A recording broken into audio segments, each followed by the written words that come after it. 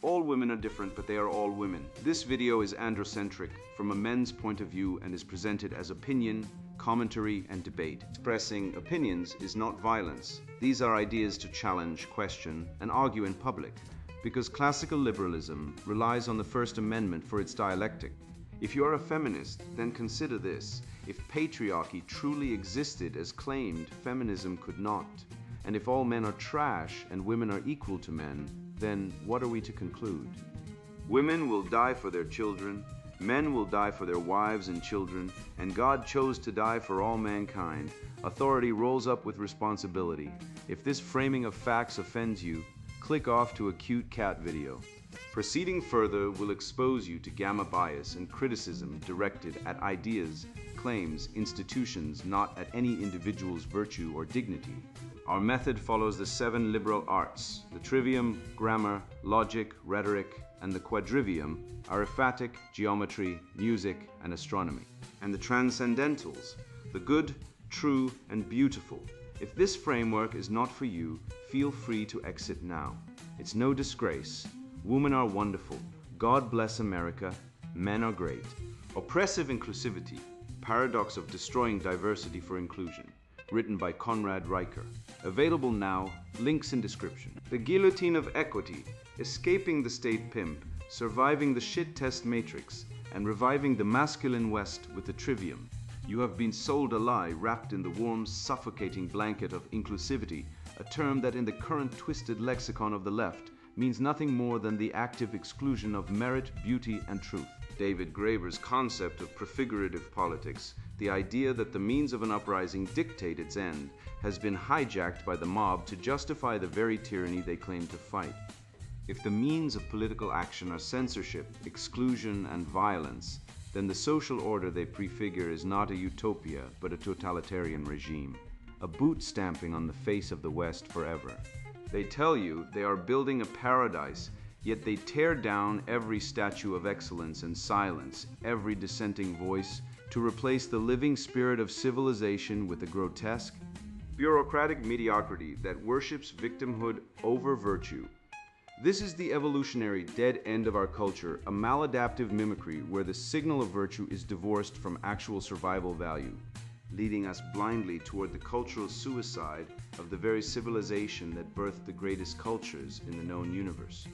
This systemic rot bleeds directly into your bedroom, where the feminine imperative has weaponized intimacy to turn you into a docile subject rather than a sovereign man. You sit across from her, perhaps in a sterile coffee shop or on your own couch, and the interrogation begins. She asks about your male friends to gauge if you are secure enough to let her roam, demands a forensic audit of your past relationships under the guise of honesty, and then scolds you for offering solutions when she just wants you to be present. This is not a conversation. It is a compliance test, a shittest, designed to see if you will surrender your utility as a problem solver to become an emotional tampon. I have seen brilliant men answer these questions honestly, only to have their admissions of past heartbreak weaponized against them months later in a breakup text, proving that in the modern dating market, vulnerability is a suicide pact, and the only winning move is to refuse the game entirely. The ultimate architect of this decline is the state, which has positioned itself as the supreme pimp, extracting your labor to fund the very legal machinery that disenfranchises you. Consider the syllogism of state gynocentrism. If the law applies differently to men and women in funding and protection, then it is not a court of justice but a weapon of war against the masculine demographic. While you struggle to pay the mortgage, the government funnels millions into female-only legal aid, creating a legal funding gender gap that ensures you enter a family court, not as a father or husband, but as a wallet to be pillaged. But I am here to hand you the keys to break this spell. Through the trivium of grammar, logic, and rhetoric, we will dismantle the lies of the critical theorists and re-enshrine the transcendental values of the good, the true, and the beautiful. We will use the sharp blade of logic to expose the woke pathology for the evolutionary dead end it is and reclaim the masculine will that built the West, the prefigurative tyranny, utopian delusions, and dystopian methods. Consider the terrifying power of a word wielded like a bludgeon, where grammar, that first pillar of the trivium, is no longer a tool for describing reality, but a weapon for constructing a cage. When I look at the modern lexicon of the left, I do not see a bridge to understanding. I see a minefield designed to explode the very possibility of objective truth. The paradox of oppressive inclusivity is rooted in this linguistic subversion. To be inclusive, in the current Newspeak dialect, mandates the exclusion of anyone who refuses to subscribe to a subjective, emotional worldview. By deconstructing the term grammatically, we expose a hideous fraud. Inclusivity now functions as a synonym for conformity. And diversity refers only to the superficial variety of skin tones or sexual orientations, while demanding a rigid, absolute uniformity of thought. If you dare to speak the axiomatic truth that biological sex is binary and immutable, or that hierarchy is a natural outgrowth of competence, you are immediately cast into the outer darkness. This is not diversity. It is a sterilization of the intellectual ecosystem, a monoculture of the mind where the good, true, and beautiful are bulldozed to make way for a safe space for mediocrity. The grammar of the lie is the foundation of their tyranny.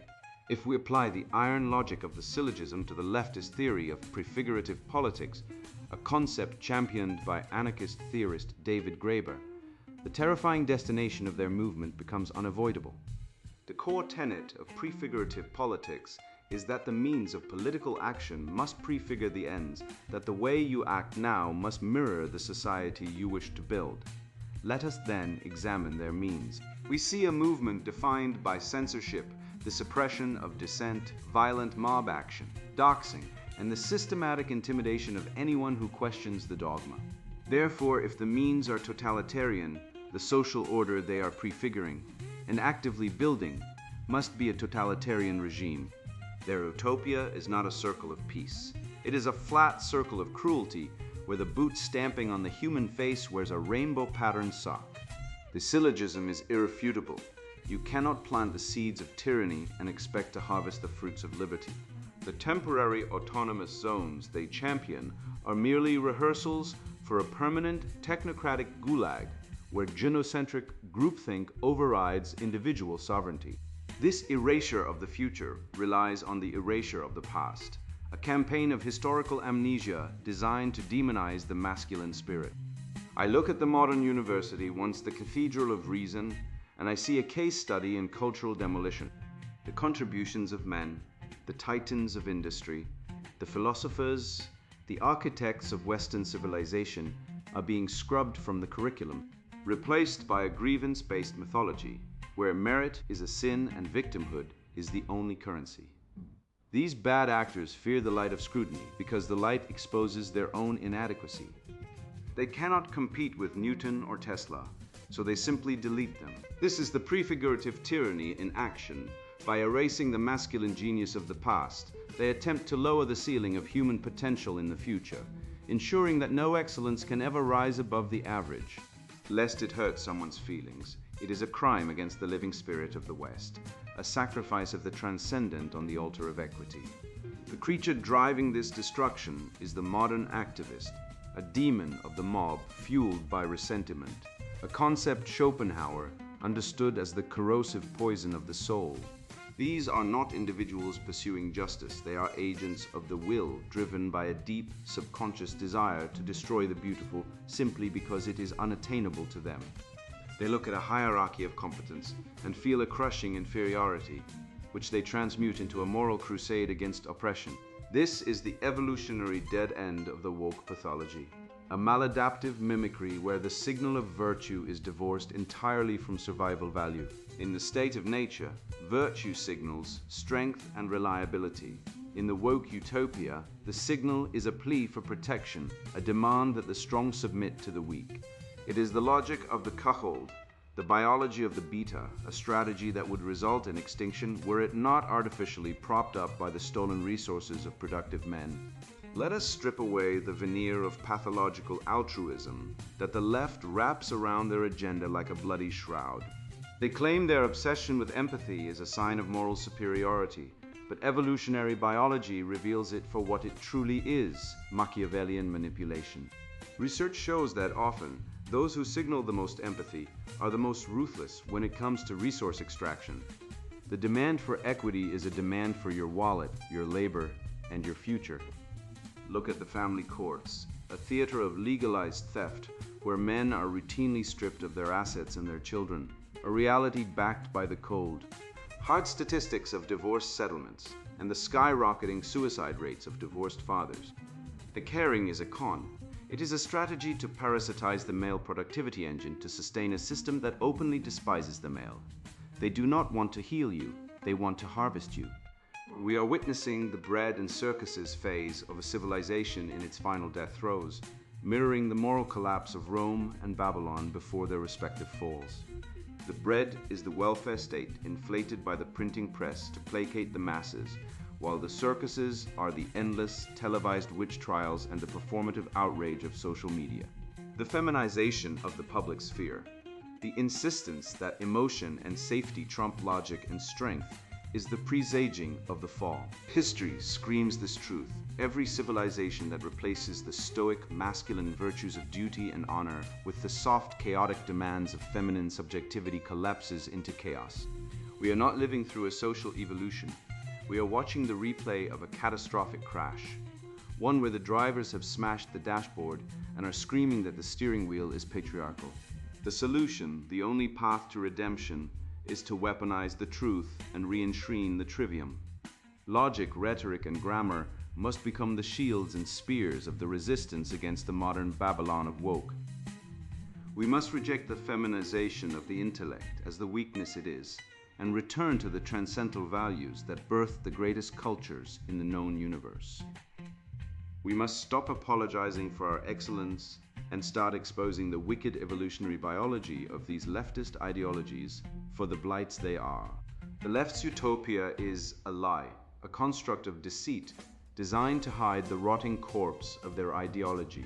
To save the soul of the West, we must recognize that true diversity requires the ruthless exclusion of the intolerant, the expulsion of the lie, and the triumph of the red pill reality over the blue pill delusion. The rot of cultural Marxism does not merely infest our universities and media. It has metastasized into the bedroom, corrupting the intimate dynamics between men and women. This is no accident, but a deliberate weaponization of feminine nature, turning what should be a union of complementarity into a perpetual battlefield of compliance testing. When we observe how the left's obsession with inclusivity becomes the exclusion of truth in the public sphere, we must recognize its twin in the private sphere. The shittest, that neurotic interrogation designed to break masculine frame under the pretense of vulnerability. These are not merely annoying dating habits. They are the microcosmic manifestations of a civilization that has forgotten its own hierarchies of value, where the feminine imperative to dominate through emotional manipulation mirrors the left's imperative to dominate through linguistic subversion. To understand the modern dating arena is to understand how the pathology of equity has become a mechanism for extracting submission from men who should be leading. The interrogation chamber, weaponized intimacy, and the shittest. You walk into the cafe expecting coffee, but you have actually walked into a torture chamber designed to extract your dignity under the guise of getting to know you. This is the modern dating arena, a polite euphemism for an interrogation cell where your worth is not measured by your character or your achievements, but by your ability to withstand the barrage of shit tests, those petty, neurotic, and deliberately obnoxious challenges thrown at you to see if you will break. We must recognize this for what it is, weaponized intimacy. She does not want to know your history. She wants to mine your vulnerabilities for leverage. I recall the tragedy of a friend, a man of high intellect and zero game, who sat across from a woman who asked him about his past relationships with the feigned innocence of a spider inviting a fly into the web. He answered honestly. He laid his soul bare, detailing his heartbreak and his failings like a penitent seeking absolution. He thought he was demonstrating trust. 6 months later, that same inventory of sorrows was texted back to him in a breakup message, weaponized to prove he was emotionally damaged. He fell into the honesty trap, failing to understand that in the hands of the toxic feminine, truth is not a bond but a bludgeon. To understand why this happens, we must look to the cold, hard calculus of evolutionary biology. In our ancestral environment, a woman needed to know if a male was high status and resilient enough to handle stress, chaos, and the occasional difficulty without collapsing into a puddle of neediness. This is the compliance test. However, we are not in the savannah. We are in a civilization distorted by cultural Marxism and gynocentrism, which has mutated this biological impulse into a pathological interrogation. The modern shittest is not a fitness test. It is a sadistic stress test designed to castrate you to see if you will surrender your masculine frame to appease her emotional whims. If you answer these absurdities logically, you lose. If you apologize, you lose. She is not looking for a partner, she is looking for a subject, and the moment you explain, justify, or defend yourself against a baseless accusation, you have accepted the premise of her dominance over you. We must apply the iron logic of the trivium to dismantle this frame. Consider the syllogism. If a woman claims to desire a strong masculine partner, but constantly employs interrogation techniques that demand submission and apology, she does not desire a partner, she desires a subject to rule. Therefore, any attempt to satisfy these demands through logic or appeasement is a violation of the very masculinity she claims to want. This brings us to the secure gaslight, a particularly insidious weapon in her arsenal. She asks, "Does it bother you that I have male friends, or are you jealous?" This is a binary trap of the highest order. If you say yes, you are insecure and controlling. If you say no, you are indifferent, and she assumes you do not possess the primal instinct to protect your investment. The only logical response is to reject the premise entirely. You must understand that demanding security in the face of boundary-crossing behavior is a demand for you to accept your own cuckolding. It is a request to abandon your duty as a man to enforce boundaries. The honesty about past relationships functions similarly. It is a data mining operation. She is not auditing your past to heal you. She is looking for the coordinates of your insecurities and the names of ex-partners to triangulate against you in future conflicts. When you answer, you are handing her the map to your psychological destruction. Furthermore, these questions are almost always projections. As the great philosophers of the pessimistic tradition noted, the feminine nature is often prone to deceit because she lacks the creative intellect to construct worlds and thus focuses on manipulating the existing one and often manipulating the man within it. When she accuses you of hiding things or being dishonest, she is projecting her own capacity for infidelity and deceit onto you. She knows how she operates, so she assumes you must be operating the same way. The red-pilled man understands this. He does not take the bait. He maintains his frame by refusing to accept the role of the defendant in a trial that never should have commenced. How, then, does the rational man deal with this relentless assault? We turn to the rhetorical power of silence and the monstrous yes. When she asks, "Are you trying to start a fight?" Or, "Why are you so jealous?" You do not defend. You do not explain. You offer the unanswerable stare, a cold, amused look that cuts through the emotional static like a hot knife through butter.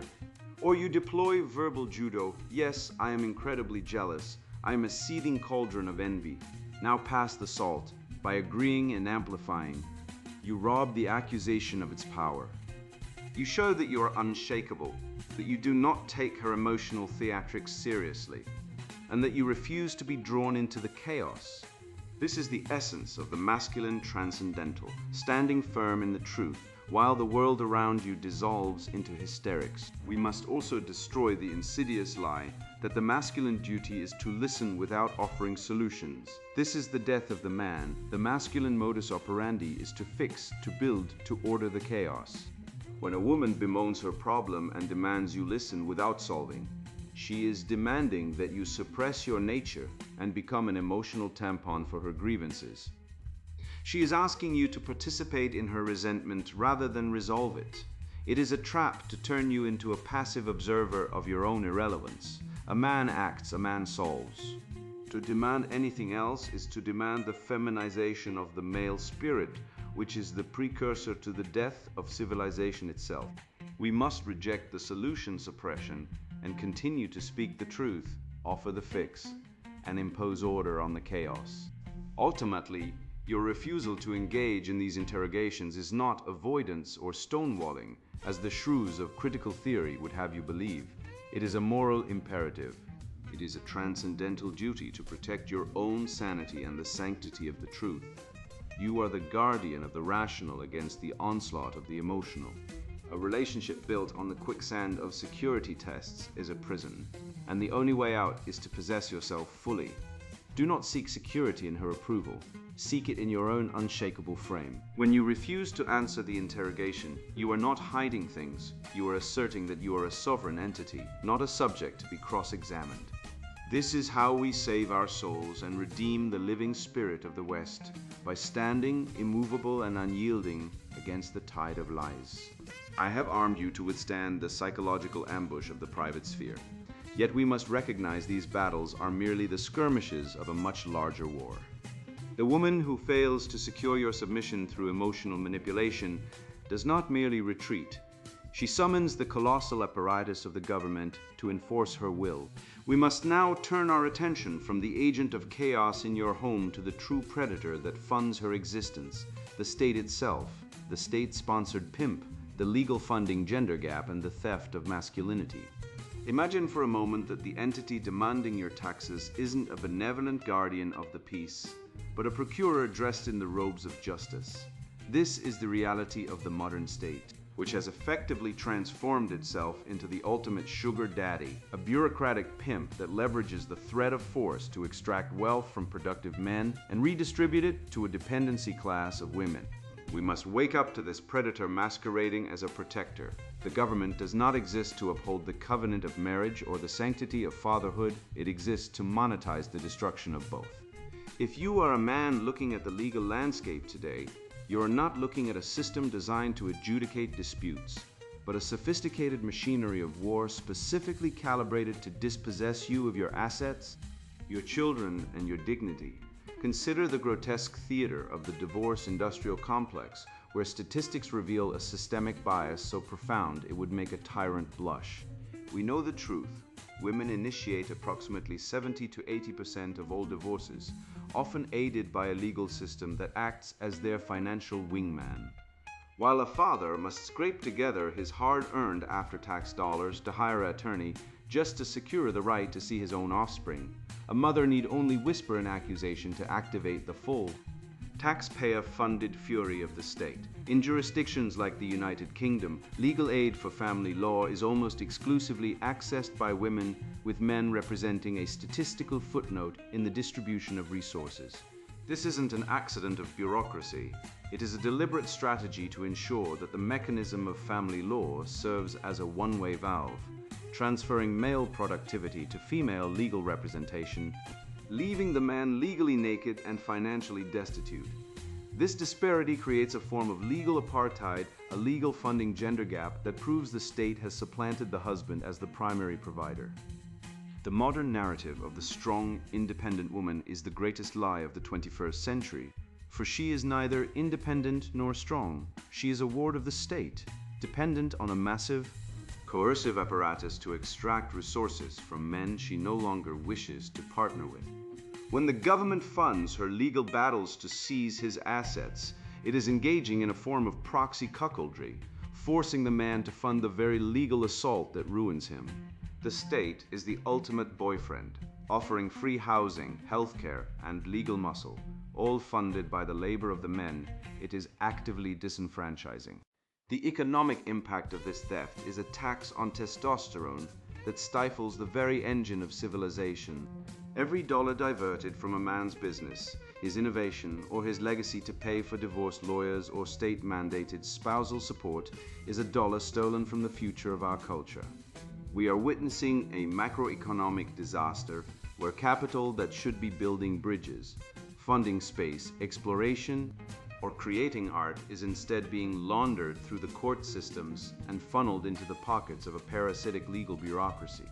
This is the death of an empire, not by swords, but by the slow, strangulating drain of gynocentric redistribution. To understand the why, we must look through the lens of cultural Marxism and recognize the substructure of family law as a weapon of social engineering. The breakdown of the family unit is not a byproduct of the system, it is the product. By severing the bond between husband and wife and father and child, the state creates a class of atomized, dependent individuals who look to the government for their survival. This dependency class, composed largely of women subsidized by the state, ensures a permanent voting bloc for the leftist agenda. It is a vote-farming operation built on the ashes of the Western family, ensuring that the lie of equity supplants the truth of hierarchy and kinship. We must also shine a blinding light on the Violence Against Women Act, VAWA, and similar international frameworks which serve as ideological slush funds to institutionalize the victim-victimizer dichotomy. VADA is not about protecting women.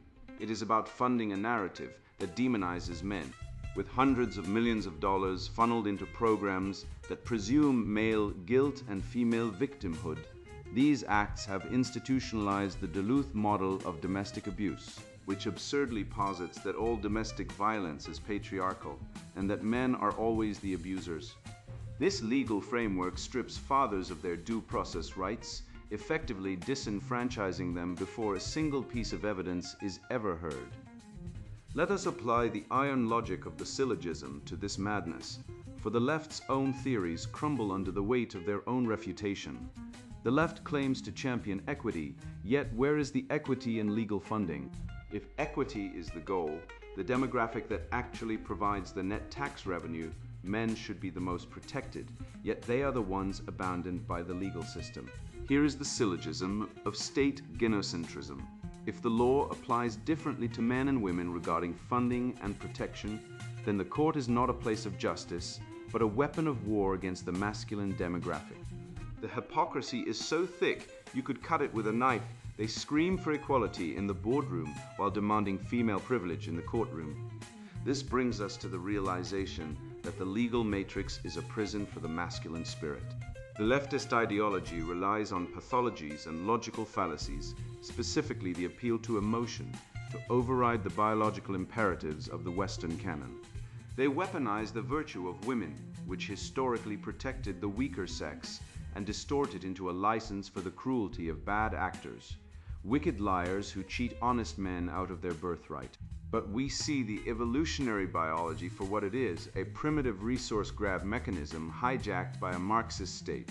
The toxic femininity we see is not nature.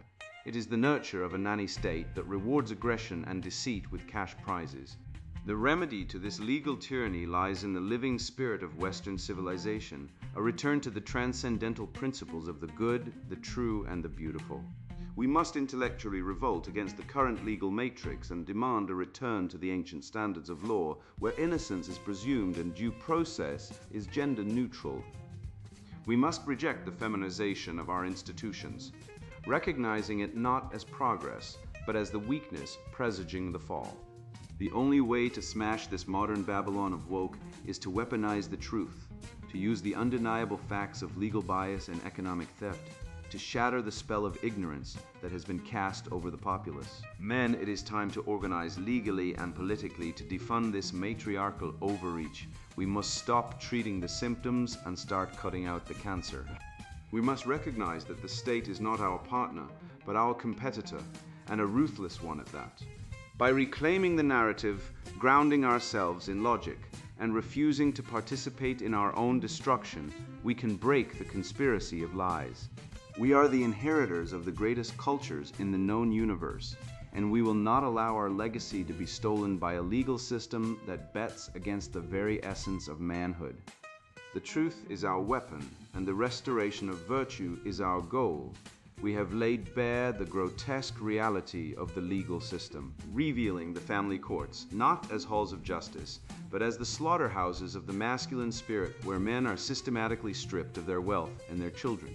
This is the cold, hard mechanics of the matriarchal overreach, a parasitic machine designed to feast upon the productive male. Yet, fighting this beast with mere petitions is like bringing a spoon to a gunfight.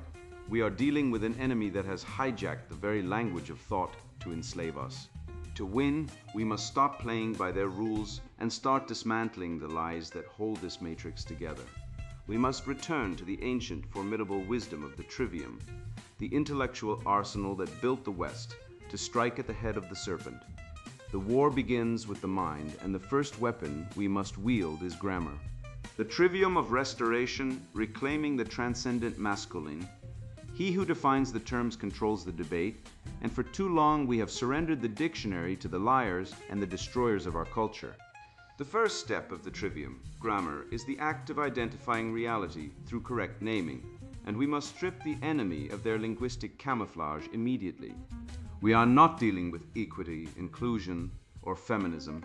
These are merely the velvet gloves, hiding the iron fist of gynocentrism and pathological leftism.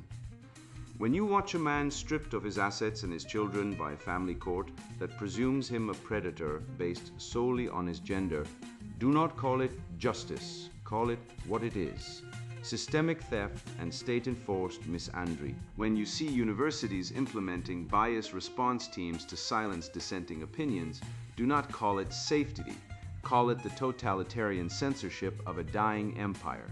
By refusing to use their euphemisms, we rip the mask off the demon, and in the harsh light of truth, the creature shrinks. We must name the bad actors, the cultural Marxists, the feminists, the wicked architects of decline, without hesitation, for a phenomenon unnamed is a phenomenon you cannot defeat. Once we correctly label the cancer, the cure becomes obvious, and we stop treating the symptoms and start attacking the source. With the enemy named, we must pick up the second part of the trivium, logic, to slice through their nonsense like a hot knife through butter, for their theories crumble under the slightest scrutiny of formal syllogism. Consider the central dogma of feminism, the existence of a patriarchy, a metaphysical, all-powerful structure that simultaneously oppresses women and privileges men. If the theory of patriarchy is true, it must be falsifiable, yet when men fail, when they die in workplace accidents at rates vastly higher than women, or commit suicide at nearly 4 times the rate of women, the feminists simply claim this is patriarchy hurting men too. It is a closed loop of intellectual dishonesty. The syllogism is stark. If a theory explains success, it also explains failure. If a theory explains everything, it explains nothing. Therefore, the concept of patriarchy is scientifically null, a religious dogma immune to evidence. The same applies to the myth of rape culture, which falls apart when you examine the FBI statistics showing false accusation rates and the reality that men are the overwhelming victims of violent crime, not women. These leftist theories are based on their own refutation, circular logic traps, designed to ensnare the guilty and the ignorant, but they cannot withstand the piercing gaze of rational men. We must weaponize the third part of the trivium, rhetoric, not to debate the fools in the faculty lounge, but to wake the sleeping masses before the Babylon of woke swallows them whole. The art of war is the art of persuasion, and we must drop honest-to-God truth bombs that shatter the programming of the educational cartel. This requires more than data. It requires wit, irony, and the courage to laugh at the absurdity of our times. When a screeching harridan lectures you about your toxic masculinity, do not apologize. Laugh in her face and ask if she believes the patriarchal engineers who built the electricity she uses to tweet her hatred were too toxic. We must use humor to deflate the puffed-up egos of the equity warriors, showing the observing men that the emperor has no clothes. This rhetorical aggression is the prefigurative politics of our age. By speaking truth to power, we become the living alternative to the lie. We are building brotherhoods and networks in the interstices of a collapsing society, modeling the rational patriarchal order of the future where competence, not victimhood, commands respect. This leads us to the only practical strategy left for men who wish to survive the coming storm. A monk mode strategy of total withdrawal and focused rebuilding. We must starve the beast of Babylon by refusing to participate in our own exploitation. This means withdrawing financial support from a system that despises you, stop buying the products, stop watching the movies, and stop attending the universities that preach your destruction. Emotionally, we must guard our hearts against the wicked evolutionary biology of a culture that incentivizes female hypergamy and male disposability. Look at the data. With abortion rates in the tens of millions and family courts awarding primary custody to mothers nearly 85% of the time, The contract of civilization has been torn to shreds by the feminists and their enablers. We must withhold our reproductive labor and our emotional labor from a system that uses them as weapons against us. Instead, we funnel that energy into building the new civilization, into physical fitness, into accumulating resources, and into mentoring the next generation of young men who have been abandoned by their fathers and their culture. This withdrawal is not an act of cowardice, but a necessary Schopenhauerian cure, a reclaiming of the will to life not as a struggle for mere survival, but as a struggle for meaning. Schopenhauer understood that existence is suffering, but he failed to see the solution, the sublimation of that suffering into the pursuit of the transcendentals, the good, the true, and the beautiful. The modern world offers you shallow metrics for value, net worth, or sexual conquest, but these are hollow idols that leave you empty. The red-pilled man finds his purpose in the confrontation with falsehood, in the stoic endurance of the collapse, and in the preparation for the restoration. If the fall of civilization is caused by the rejection of masculine reason for feminine emotional chaos, then the rise must be fueled by the aggressive reclamation of logic, hierarchy, and virtue. We stop apologizing for our nature, for our strength, and for our desire to build rather than dismantle. Ultimately, the future belongs to those who can hold the tension of the trivium, who can name the evil, dismantle it with logic, and persuade the worthy to join the crusade. The era of appeasement is over. The oppressive inclusivity that demands you dilute your soul to accommodate the mediocre and the malicious will shatter against the rock of the unapologetically masculine will. We are the inheritors of the greatest culture in the known universe, the living spirit of the West, and we will not let it die without a fight. By re-enshrining the good, the true, and the beautiful as the ultimate metrics of value, we cleanse the rot and prepare for the restoration. We are the vanguard of the truth, the men who looked into the abyss of cultural Marxism and laughed, and in that laughter we found the strength to rebuild the world from the ashes.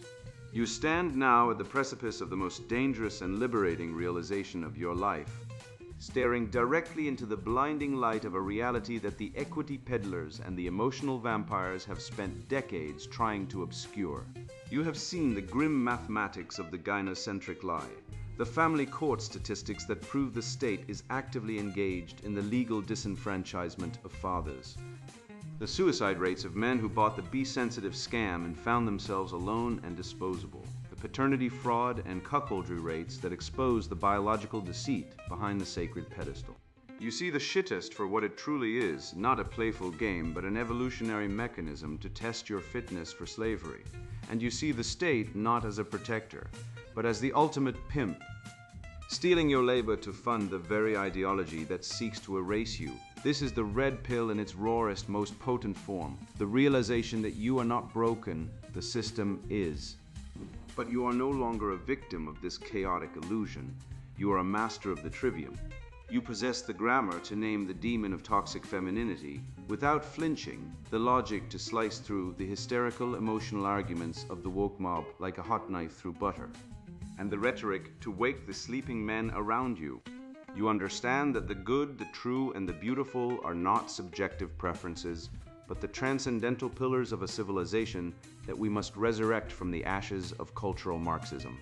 You know that the oppressive inclusivity they preach is nothing more than a tyranny of the mediocre, terrified of the masculine excellence that built the Parthenon and the Constitution. Take this knowledge and wield it like the weapon it was always meant to be. Walk away from the interrogation chambers of modern dating. Starve the beast of the legal industrial complex. Look the lies in the face and laugh. You have the map back to sanity. And now it is your duty to drag your brothers out of the cave.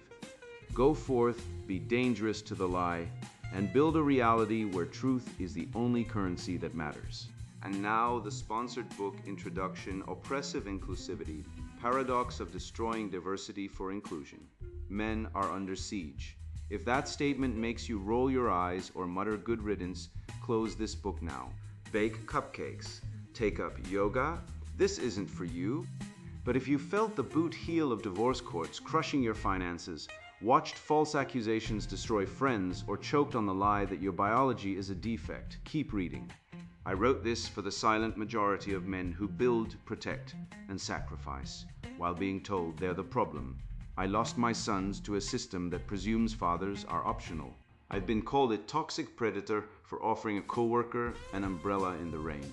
My paycheck funds an ex-wife's third vacation home while I eat ramen in a studio apartment. This isn't bitterness, it's a warning. The same machine grinding me down is coming for you. Biology's iron fist doesn't care about your feelings.